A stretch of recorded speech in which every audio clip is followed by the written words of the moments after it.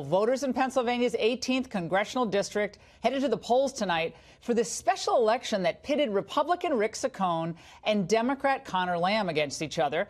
President Trump easily defeated Hillary Clinton there in 2016. So Democrats and the mainstream media have tried to frame the contest as a bellwether for a potential blue wave in the 2018 midterms. But is that accurate? Right now, the election is simply too close to call. And joining us now with a reaction from Miami is former governor of the great state of Pennsylvania, Ed Rendell, who's probably very happy right now. He's a Democrat. And in New York, Monica Crowley, a senior fellow at the London Center for Policy Research. Governor Rendell, have to go to you. Look, if Conor Lamb, in his early 30s, former military man, kind of a moderate Democrat, he pulls out a victory, what does it say to you? Well, first of all, it is indicative of what's going on across the nation. This is our 19th special election, and in every one of them, the Democrats have picked up a substantial percentage of the vote from where they were in 16. So that's a good sign for the Democrats. But understand, the 18th is good Trump country.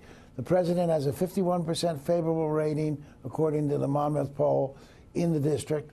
So it's solid Trump country. Lamb turned out to be a terrific candidate. He did a good job of not letting the Republicans nationalize the race. He is a moderate. He's pro-life. He's moderate on guns. He's a very intelligent candidate. He did a good job with the steelworkers and the coal miners, got their endorsement. So if he wins, and it's still close, I have it at 700 votes with 36 precincts left to be cast. Well, if he wins, it'll be a credit to him. Well, that's for sure. And Monica, look, I would take issue with this idea that he's pro-life. I think Marjorie Dannenfelser's piece in National Review this week just put that to rest, because he's not really pro-life. He says, well, personally, well, he's more pro-life. He's more pro-life than most Democrats. Yeah, you're right. That's right, Governor Rendell. He is not a Nancy Pelosi Democrat. So, Monica, what does this say to the Democrat Party, though, if this is the type of Democrat who can win in a district where Trump won? What does that say to the Pelosi-Schumer wing of the party? They're moving left, and Conor Lamb seemed to move to the right. Well, that's exactly right, Laura. Look, the current Democratic Party is Barack Obama's Democratic Party. It's no longer Bill Clinton's Democratic Party, a party of pragmatists and centrists. It is a far-left radical party. Conor Lamb broke the mold from that because he was running in a district that Donald Trump won by 20 points, very conservative district. So this is a young Marine veteran who, as the governor said, had a series of very conservative positions on guns and other issues that he embraced in order to try to win this race. The lesson going forward then for the Democratic Party is, if you want to try to get back to an appeal to the working class voters that helped put Donald Trump over the top, particularly, Laura, in those 10 key swing states like Pennsylvania, Ohio, Michigan, Wisconsin, then you better change your tune and get back to the Democratic principles of the party of old, which is more pragmatist, centrist, and moderate, and reject the Pelosi and Barack Obama far-left kind of radical approach. I mean, Governor Rendell, I said this for some time, and others have as well, that's where the Democrats' sweet spot always was, the party of the little guy. And somehow the Democrats became the party of, like, the teachers' unions, of the trial lawyers, of the Planned Parenthood. And I think they missed, just like the Republicans did in a different way, they missed the heart of America. And the heart of America runs right through Pennsylvania, right through Pennsylvania.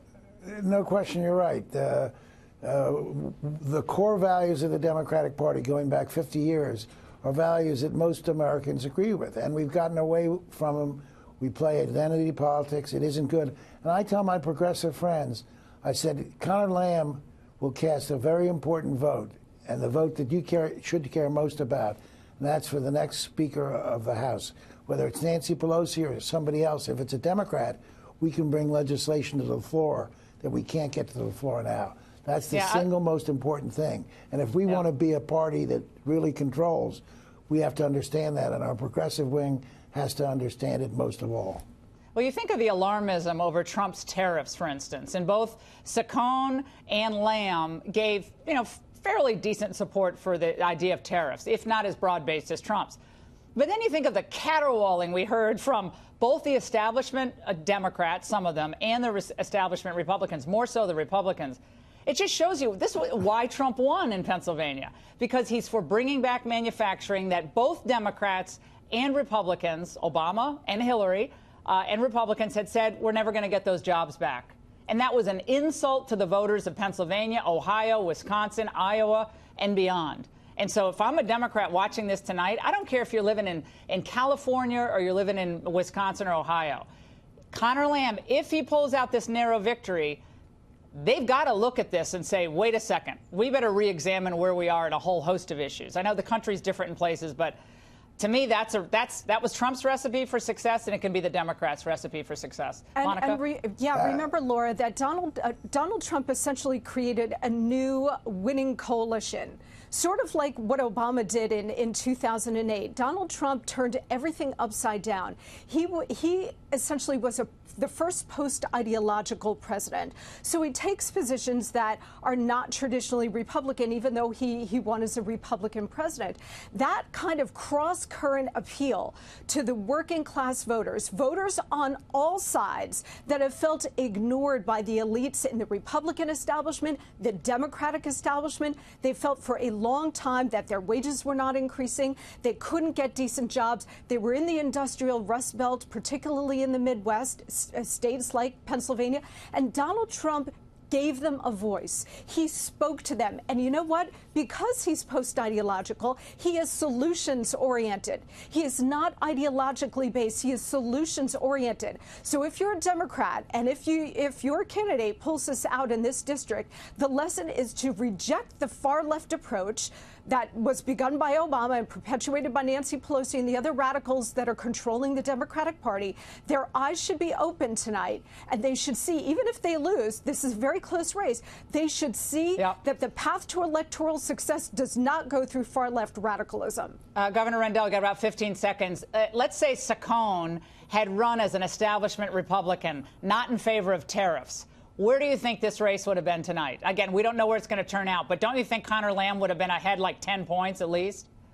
Well, at least 3 or 4, no question. And look, tariffs, I testified about imposing a tariff when I was governor because China was dumping steel into the U.S. to try to drive out our steel industry. The thing that Donald Trump did wrong, Laura, is he did it too broad-based. You should do it against transgressors, people who are dumping product into the U.S. He got a lot of leverage against the EU, and we're going to see where that leverage leads.